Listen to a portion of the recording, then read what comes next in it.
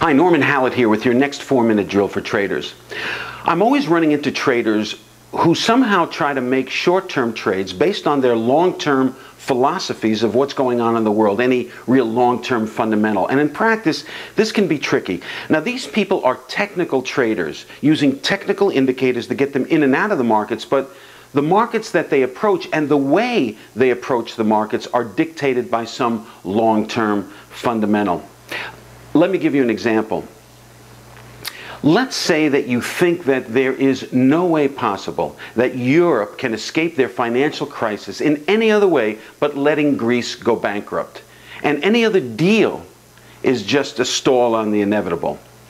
Now, as a result of this kind of long-term thinking, you are looking to trade the euro from the short side, meaning you set up your trading plan to take only signals that get you in on the short side and ignore signals that have you going long. There's absolutely nothing wrong with this. In fact, I like this kind of approach. Why? Because you are coming from a place of conviction in your trading, and this makes it easier to be disciplined, to follow your trading plan. Where the danger comes in is trying to push your long-term beliefs on the short-term trade, where you start actually doing things like loosening your stop to accommodate your long-term feeling and saying to yourself, it's okay because eventually I'll be right when the whole Eurozone falls apart and the euro tumbles. You see, it's this in the meantime period that I worry about.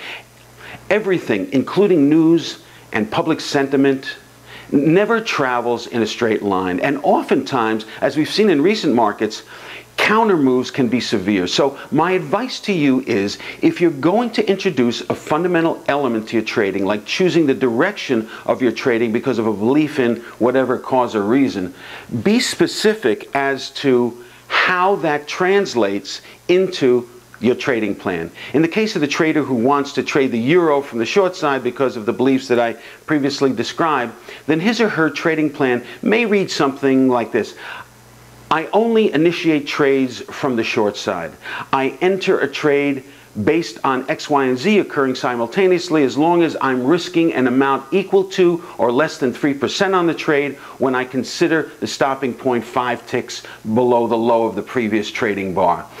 I may even add a statement that I will continue to exclusively take short-term positions until such time as Greece announces a default. My point is, be clear as to where you are buying and where you are selling, exclusive of any long-term influences in your thinking. If you're making short-term trades, then stick to short-term technical influences.